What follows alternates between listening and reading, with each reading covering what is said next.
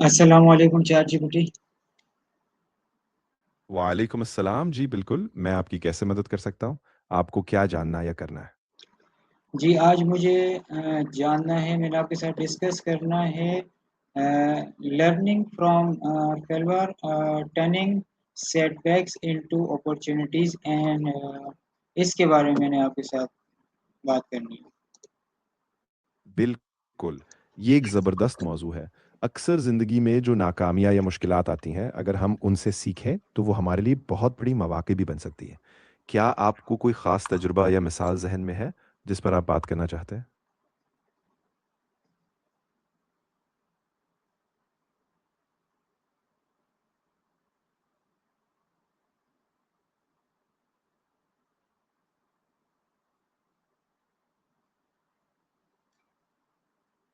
मेरे ज़हन में तो फ़िलहाल नहीं है, आप मुझे इसकी ज़रा तफ़सील से गाइडलाइन दें।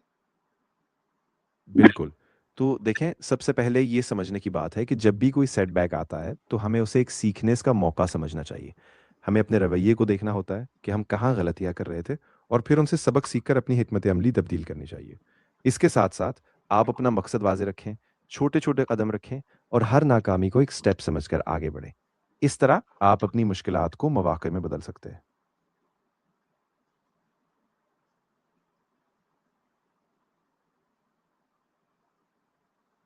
हमें जो है रवैया बिल्कुल। किस तरह रखना चाहिए?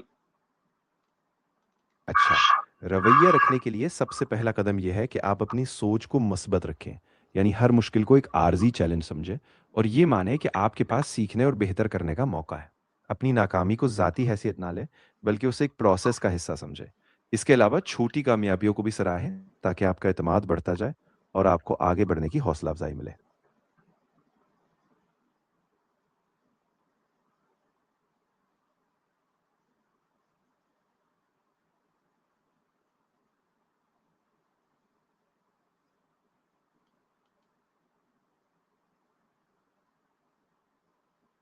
साथ-साथ मकसद वाज़ेह रखने से क्या मुराद है?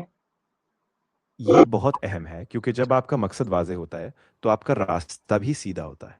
आपको पता होता है कि आप किस तरफ जा रहे हैं और आपकी हर कोशिश उसी मकसद के साथ हमाहंग होती है। जब मकसद वाज़ेह हो, तो सेटबैक के दौरान भी आपको पता होता है कि आपका असल फाइनल टारगेट क्या है और आप उसी के मुताबिक अपनी कोशिशें ढालते जाते हैं।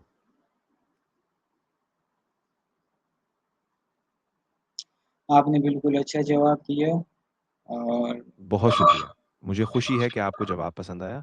अगर आपको मज़ीद किसी पहलू पर बात करनी हो या कोई और पहलू समझना हो, तो बिला झिझक बताएँ, मैं हाज़िर हूँ।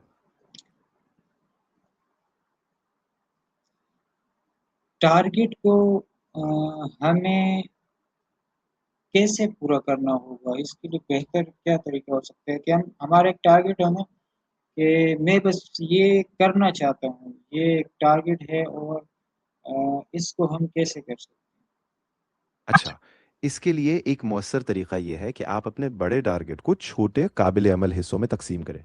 हर छोटे मरहले का एक वाज़ेह डेडलाइन रखें और फिर बाकायदा अपने प्रोग्रेस को ट्रैक करें। अपने आप को रेगुलर चेक पॉइंट्स दें, जहां आप देखें कि आप कितने करीब पहुंचे हैं और अगर कहीं रुक गए हैं तो वजूहात मालूम करें और हिकमत अमली को एडजस्ट करें। इस तरह आप मुसलसल तरक्की करते जाएंगे और आखिर में अपना टारगेट हासिल कर सकेंगे।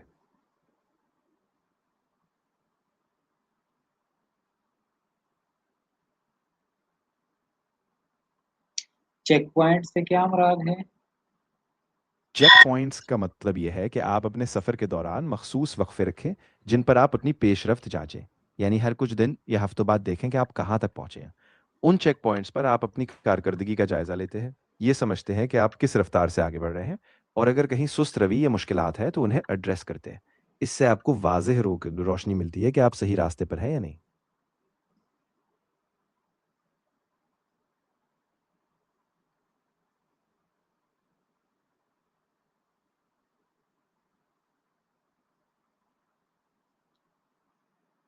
पेश रफ्त को किस तरीके से जाँचना होता है? ये जांचने के लिए आपको अपने बनाए हुए मैट्रिक्स या मायारात को देखना होता है।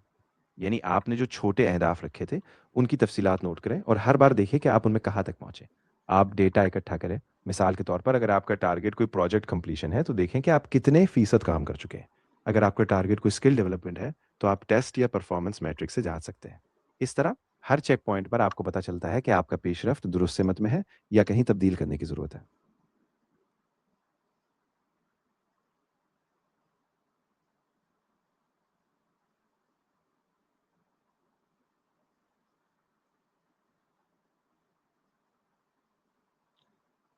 ویسے ڈیولپمنٹ جو ہے یہ اس کے بارے میں آپ کا کیا رائے ہے؟ میرا خیال ہے کہ ڈیولپمنٹ ایک مسلسل عمل ہے اور یہ کسی ایک لمحے کا نہیں بلکہ وقت کے ساتھ بڑھتا ہے. بہت اہم ہے کہ آپ اپنی ذاتی یا پروفیشنل اسکلز کو وقتاً فوقتاً بہتر کرتے رہیں. نئی چیزیں سیکھیں اور اپنی ناکامیوں سے بھی سیکھیں. مسلسل کوشش اور ریفلیکشن ہی اصل ترقی کا باعث بنتی ہے کیونکہ ہر تجربے سے آپ کی سمجھ اور مہارت میں اضافہ ہوتا ہے. ابھی میں آپ سے تھوڑا سا جانوں گا کہ جو HTML CSS jQuery جاوا اسکرپٹ اور اس کے علاوہ PHP ہے تو اس میں سب سے بیسٹ کون سا ہے؟ دیکھیں یہ سب اپنی جگہ بہت اہم ہے لیکن ان کا استعمال مقصد پر منحصر ہے. اگر آپ ویب کا سٹرکچر بنانا چاہتے ہیں تو HTML اور CSS بنیادی ہیں.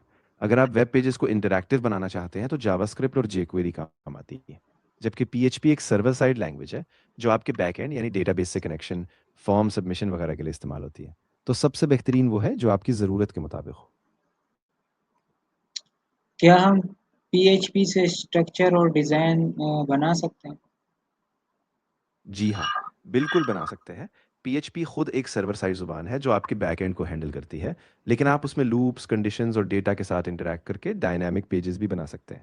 مگر ڈیزائن اور فرنٹ اینڈ کے لیے آپ کو پھر بھی ایچ ٹی ایم ایل اور سی ایس ایس کی ضرورت ہوگی. یعنی پی ایچ پی آپ کے پیچھے کا کام کرے گی مگر ظاہری ڈھانچہ اور اسٹائلنگ کے لیے آپ کو دوسری زبانیں استعمال کرنی پڑیں گی. اچھا جی، بہت بہت شکریہ، آپ نے گائیڈ کیا مجھے.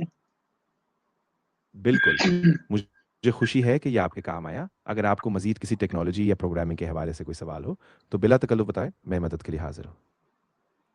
جی، پروگرامنگ کے حوالے سے ایک تو یہ بات جاننی تھی کہ HTML CSS جیسے ہم اس ویب سائٹ کو بناتے ہیں تو اس کو ہم جو ہے گوگل پہ دیکھ سکتے ہیں.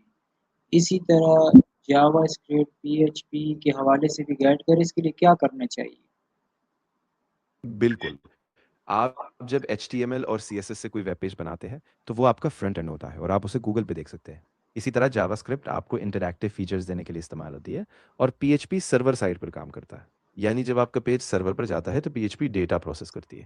آپ کو اپنا کوڈ کسی ہوسٹنگ سروس پر اپلوڈ کرنا پڑے گا اور پھر وہ ویب پر دستیاب ہو جائے گا.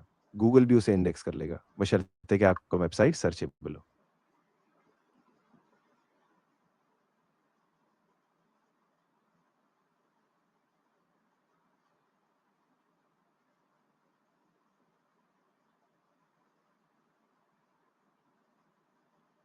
استعمال تو ہوتا ہے لیکن اس کو جو ہے جیسے کہ ہم ویب سائٹ بنا رہے ہوتے ہیں، چیکنگ کے لیے ہم کیا کر سکتے ہیں؟